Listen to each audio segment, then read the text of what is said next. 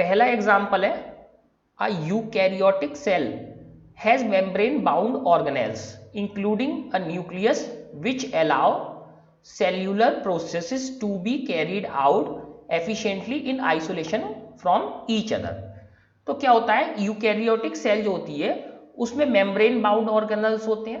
तो ये हम जानते हैं कि यूकैरियोटिक सेल में मेम्ब्रेन बाउंड ऑर्गेनल्स होते हैं और उसमें एक न्यूक्लियस भी होता है, वेल डिफाइंड न्यूक्लियस होता है, which allow cellular processes to be carried out efficiently. तो ये क्या करता है कि सेल्यूलर प्रोसेस को एफिशिएंटली करता है। क्यों? क्योंकि ये भी आइसोलेशन यानी अलग होता है, आइसोलेशन भी में मतलब अलग होता है और चीज से, कैसे? न्यूक्लियर मेम्ब्रेन से। तो न्यूक्लियर मेम्ब्रेन से ये क्या होता है, अलग होता है और चीजों से। तो ये क्या काम कर पाता है, अपना काम ज्यादा एफिशिएंटली कर पाता है।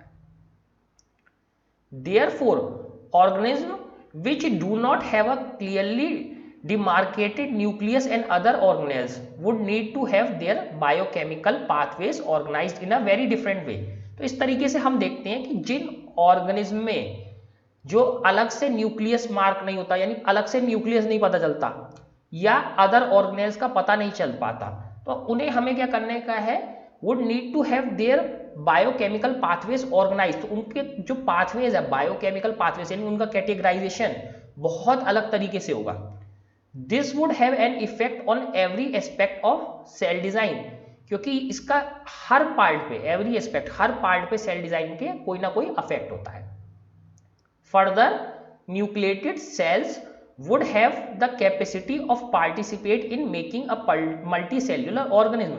तो क्या होता है कि न्यूक्लिएटेड सेल्स की क्या खासियत है कि ये जो है इनमें पूरी कैपेसिटी होती है किस चीज की, पार्टिसिपेट करने की, किसमें, मेकिंग अ मल्टीसेल्युलर ऑर्गेनिज्म। तो न्यूक्लिएटेड सेल्स क्या कर सकती हैं कि पार्टिसिपेट करती है फुल कैपेसिटी में मल्टीसेल्युलर ऑर्गेनिज्म को बनाने में, because they can take up specialise function. क्योंकि उनके क्या फंक्शंस होते हैं, स्पेशलाइज फंक्शन होते हैं।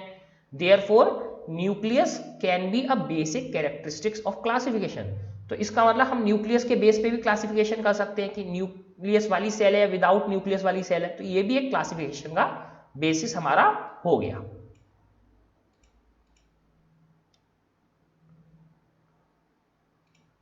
Do the cells occur singly or are they grouped together? And do they live as an indivisible group? तो क्या सेल अकेले अकेले ऑकर होती हैं, सिंगली ऑकर होती हैं, या वो ग्रुप में रहती हैं सेल्स?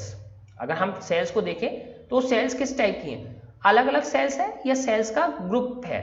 और अगर ग्रुप है तो क्या वो इंडिविजिबल ग्रुप है या ज्वाइंट ग्रुप है? यानी इंडिविजुअल ग्रुप का मतलब कि उनमें जो है उन्हें हम अलग कर दें तो सारी की सारी सेल्स क्या होंगी, खत्म हो जाएंगी।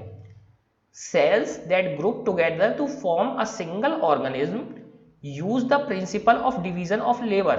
तो जो सेल्स जो ग्रुप होती हैं सिंगल ऑर्गेनिज्म को फॉर्म करने में, वो क्या यूज करती है, principal of division of labour. तो यानी जो लेबर का डिवीजन है उसका प्रिंसिपल यूज करते हैं कि ये काम तुम करो, ये काम तुम करो, ये काम तुम करो। तो इससे क्या होता है, सारा काम एफिशिएंटली होता है। अगर सारे का सारा काम एक ही सेल करेगी तो उतने अच्छे से जो है काम नहीं हो पाता, एफिशिएंटली वर्क नहीं हो पाता। In such a body design all cells would not be identical. तो इस टाइप के बॉडी डिजाइन में क्या होगा, सारी की सारी सेल्स आइडेंटिकल नहीं होंगी, अलग अलग दिखेंगी। Instead groups of cells will carry out specialised function. तो जो सेल्स के ग्रुप हैं वो क्या करेंगे, स्पेशलाइज फंक्शन करेंगे। भाई अलग अलग सेल्स हमने देखी कि कैसे मसल सेल्स का अलग काम है, ब्लड सेल्स का अलग काम है, तो अलग अलग सेल्स का क्या काम होगा, अलग अलग। This makes a very basic distinction in the body design of organism. तो ये क्या करती है, बेसिक डिस्टिंक्शन, बहुत ज्यादा डिफरेंस क्रिएट कर देती है, बहुत बेसिक डिस्टिंक्शन क्रिएट कर देती है, किसमें, body design.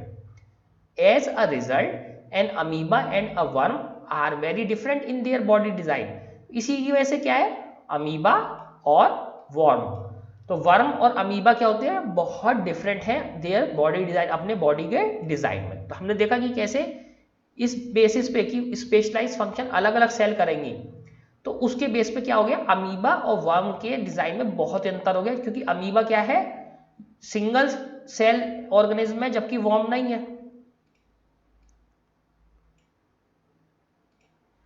Do organism produce their own food through the process of photosynthesis? क्या ऑर्गेनिज्म अपना खाना बना पाते हैं फोटोसिंथेसिस से? भाई प्लांट्स तो बना सकते हैं, लेकिन क्या एनिमल्स बना सकते हैं? नहीं। Being able to produce one's own food versus having to get food from outside would make very different body design.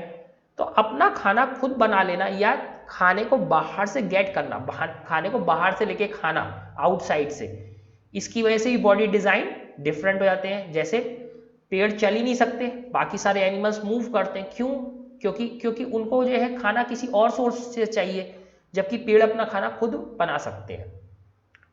Of the organism that perform photosynthesis plants, what is the level of organisation of their body? तो जो अगर मान लो photosynthesis भी हो रहा है, photosynthesis भी हो रहा है, तो क्या लेवल है ऑर्गेनाइजेशन का ऑफ देयर बॉडी? तो कैसे वो ऑर्गेनाइज हो रखे हैं डिफरेंट लेवल पर। Of the animals, how does the individual body develop and organise its different parts and what are the specialised organs found for their function? तो अगर एनिमल्स की बात करें तो कैसे इंडिविजुअल यानी अलग अलग बॉडी, अलग अलग प्रकार के जीव जंतु की बॉडी डेवलप हुई है, क्योंकि अलग अलग जानवरों की बॉडी भी अलग अलग होगी, और ऑर्गेनाइज इट्स डिफरेंट पार्ट्स, तो इसके डिफरेंट पार्ट्स कैसे ऑर्गेनाइज हो रखे हैं। What are the specialised organ found, तो क्या उनके स्पेशलाइज्ड ऑर्गन है या उनके डिफरेंट फंक्शंस हैं। जैसे आप देखते हो कि चीता बहुत तेजी से दौड़ सकता है, चीता बहुत तेजी से दौड़ सकता है, बट मंकी दौड़ नहीं सकता। बट मंकी जो है बहुत आराम से पेड़ पे चढ़ सकता है, एक पेड़ से झूलता हुआ दूसरे पेड़ पे चला जाता है। तो ये इनके क्या होगा, स्पेशलाइज्ड फंक्शंस हो गए।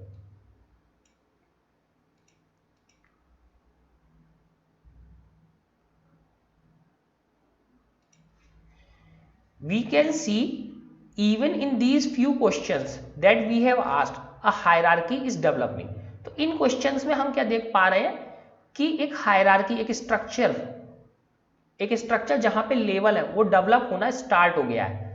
The characteristics of body design use for classification of plants will be very different from those important classifying animals. तो जो कैरेक्टरिस्टिक्स है बॉडी डिजाइन के, जिससे हमने क्या करा है, प्लांट्स को क्लासिफाई करा है, और क्या जिससे हमने किसको क्लासिफाई करा है, एनिमल्स को, वो क्या होंगे, बहुत डिफरेंट होंगे। भाई एनिमल्स को जो क्लासिफाई करेंगे, एनिमल्स को जो ग्रुप बनाएंगे वो अलग बेस पे होंगे, और जो प्लांट्स को जो ग्रुप बनाएंगे उनका बेसिस बिल्कुल अलग हो, बहुत ही डिफरेंट होंगे। बट आप देख रहे हो कि क्लासिफिकेशन होता चला जा रहा है। जैसे कौन से यूकैरियोटिक सेल है, कौन से प्रोकैरियोटिक सेल है, कौन से सिंगल सेल्यूलर एनिमल्स है, कौन से मल्टी सेल्यूलर। अगर मान लो वो मल्टी सेल्यूलर भी है तो वो क्या अपना फूड बना पाते हैं या नहीं बना पाते। अब सपोज फूड बना लेते हैं तो उनके क्या लेवल है, क्या किस तरीके से लेवल ऑर्गेनाइजेशन का है। अगर नहीं बना पाते तो उनके क्या स्पेसिफिक फंक्शन। तो एक स्ट्रक्चर बन रहा है कि 1 से 2 हुए, 2 से 4 हुए, तो एक तरीके से एक ट्री जैसा स्ट्रक्चर बन रहा है। तो इसी को क्या बोलते हैं, hierarchy. This is because the basic design are different. क्यों ऐसा क्यों है, क्योंकि बेसिक डिजाइन ही डिफरेंट है एनिमल्स और प्लांट्स के, based on the need to make their own food plants और एक्वायर इट एनिमल्स। तो किस बेसिस पे उनके डिजाइन डिफरेंट है कि वो अपना प्लांट खुद बना पाते हैं जैसे कि प्लांट्स, या इसे दूसरी चीजों से लेते हैं जैसे कि animals. Therefore, these design features having a skeleton, for example, are to be used to make subgroups rather than making broad groups। तो इसलिए हम क्या कर सकते हैं कि ये डिजाइन फीचर क्या है, स्केलेटन किस में होगा, एनिमल्स में, प्लांट्स में तो नहीं होगा। को हम क्या कर सकते हैं, यूज कर सकते हैं किसके लिए, सब ग्रुप बनाने में, ना कि ब्रॉड ग्रुप बनाए। तो पहले हम डिवाइड कर लेंगे, फिर स्केलेटन से उसका क्या करेंगे, सब ग्रुप बनाएंगे। इस सब ग्रुप बनाएंगे, ना कि बड़े बड़े ब्रॉड ग्रुप्स बनाएंगे। तो ये 3 क्वेश्चन है, पहले क्वेश्चन पढ़ लेते हैं। Which do you think is the more basic characteristics for classifying organism, the place where they live, the kind of cells they made of, why. तो ये डिस्कस हम कर चुके हैं कि एरिस्टोटल ने प्लेस के हिसाब से डिस्कस किया था, और अभी हमने जो डिस्कस किया सेल्स के हिसाब से, तो कौन सा वाला आपके हिसाब से मोर बेसिक कैरेक्टरिस्टिक्स है? तो डेफिनेटली ये है। और इसके सपोर्ट में आर्ग्यूमेंट्स दीजिए, इसके सपोर्ट में रीजंस दीजिएगा कि क्यों ऐसा है। What is the primary characteristics on which the broad division of organism is made? तो प्राइमरी कैरेक्टरिस्टिक्स अभी हमने पढ़े कि जिनके बेस पे जो है डिवीजन किया जाता है, तो उसी को जो है ब्रॉड डिवीजन। तो अब आप ऐसे प्राइमरी कैरेक्टरिस्टिक्स को इसमें नोट डाउन करेंगे। On what basis are plants and animals put into different categories? तो क्या चीज है जिसकी वजह से प्लांट्स और एनिमल्स को डिफरेंट कैटेगरीज में रखा गया है? तो डेफिनेटली फूड बना लेना और फूड नहीं बनाने ला, तो यही है जिसकी वजह से उनको किस कैटेगरी में, डिफरेंट कैटेगरीज में रखा गया है। तो इस तरीके से आप देख सकते हैं कि कैसे डिवीजन किया गया है और क्या क्या रीजन है उन डिवीजन को करने के।